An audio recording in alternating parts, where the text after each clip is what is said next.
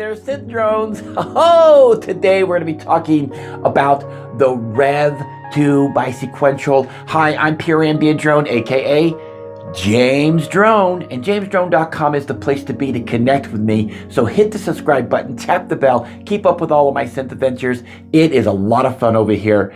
The Rev 2. Man, you know, I sold a lot of my sequential gear this year at the beginning of it. And it was a foolish mistake. And you know what? We get trapped in these cycles of where we get used to the gear that we have. We start reading and exploring about other gear. And then what happens? We start gassing for it. We look around at our studio of what we could sell to afford different gear. It doesn't have to be new gear, just different.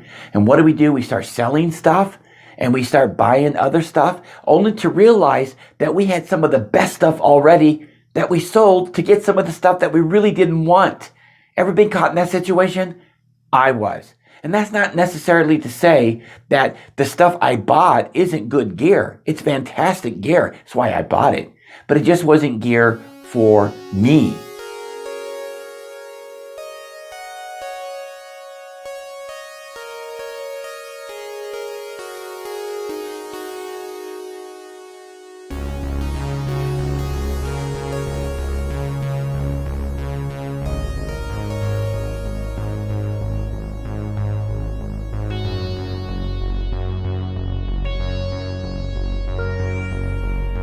Okay, so let me tell you a story that happened to me a long time ago, but not in a galaxy far, far away. It was in this galaxy.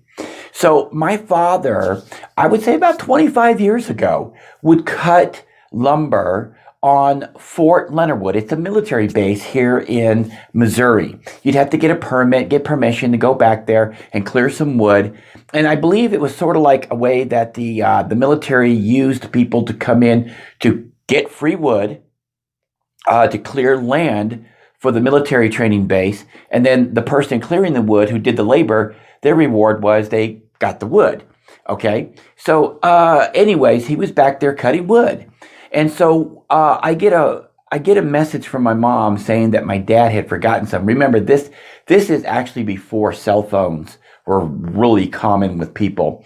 But I get a message from my mom. She calls me on the phone and she says, "Can you drive out to your dad's location where he cuts wood and bring him his lunch?" Now I'm coming to something, okay? I hop in my little Volkswagen Bug, 1972, 1973 car. It's a little red Bug, and I'm cruising down in the middle of summertime in the backwoods. I knew where my dad was. I'd been there before, and I knew Fort Leonard Wood pretty well. So I'm driving back there. But you know what I didn't do? I didn't read the road signs. I had been back there more than once, but I never read the signs. You see where I'm going with this? So I find my dad's truck, and him and his buddy are out there cutting the wood, and I tell them I'm here by shouting out loud. I give them everything they need to go eat lunch with, and I leave. And I'm still not reading the signs. And I say to myself, you know, there's a shortcut that I could take. And I start taking a shortcut. Not reading the road signs. Military bases have a funny way of putting signs up. One of the signs that I had missed going down this shortcut clearly said bombing range. No joke. Live artillery in use. So I'm driving down the road, and in the distance, I could hear boom.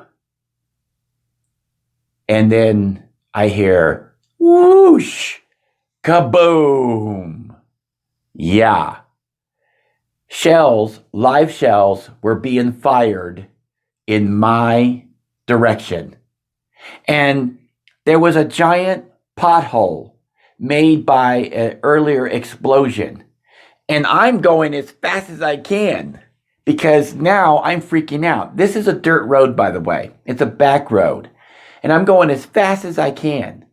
And I don't see this big, I don't mean like a little pothole. I mean, this thing is a crater, okay? Huge.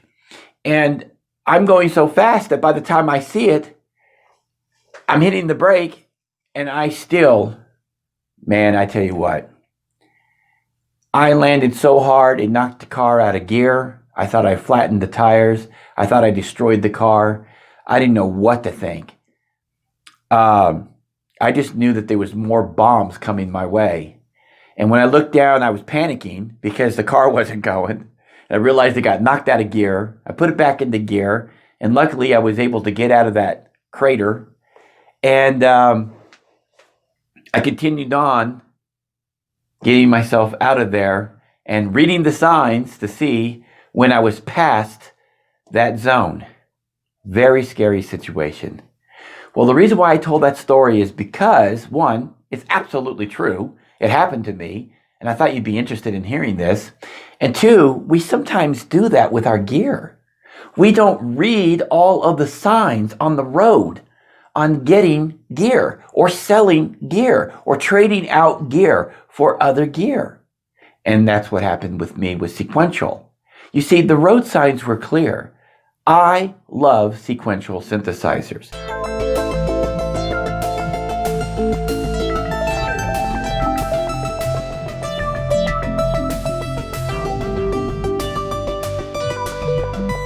I believe that for me, Sequential is the very best synthesizer company that I could be using. Does that mean that that's all I have here in my studio? No, there are some other great companies out there that I absolutely love. I'm not selling my Korg Prologue. I love that. But just above that is a Sequential PX. Why do I love the PX so much? Because you can load samples from classic synthesizers right into it. And it sounds immaculate. It's an amazing piece of hardware. All right. So yes, I love other synthesizers. I've got the Moog 1 in front of me. I've got the Quantum behind me. I've got a Juno 106 by Roland behind the camera. Yes, I love other synthesizers. But I have to say that Sequential is the synth company that I feel is making some of the best synthesizers in the world.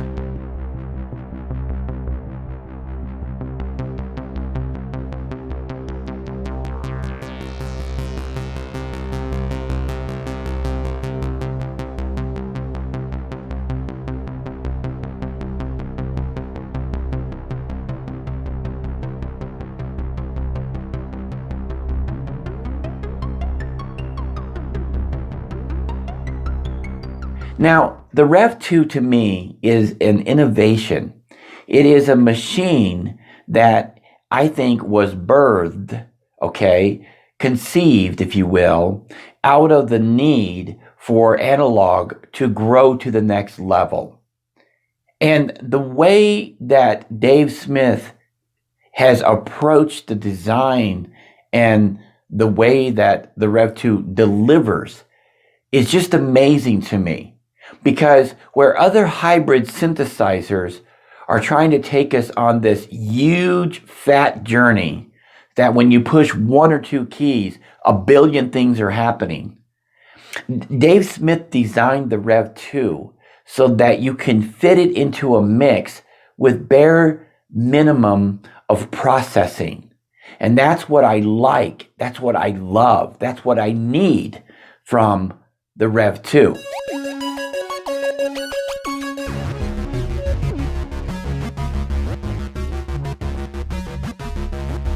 It looks like in August or September, we're going to be seeing another synthesizer from Sequential, and it's going to be available, I believe, this year.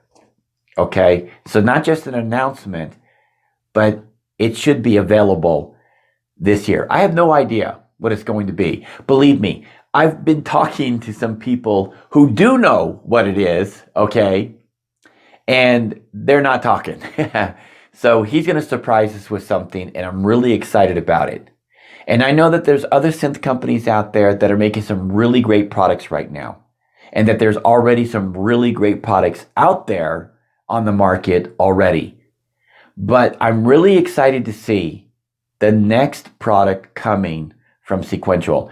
And I'm hoping it's going to be a polyphonic analog synthesizer that we can all wrap our hands around and enjoy at an affordable price. That's what I'm hoping for. We shall see. Anyways, this is my thoughts on the Rev 2. What are your thoughts on the Rev 2? Leave some comments below. Let's get a conversation started. Get a heart from me if somebody replies back to your comment, but we have to keep it civil, guys, right? I am James Drone, aka Pure Ambient Drone. Until next time, keep calm and synth on.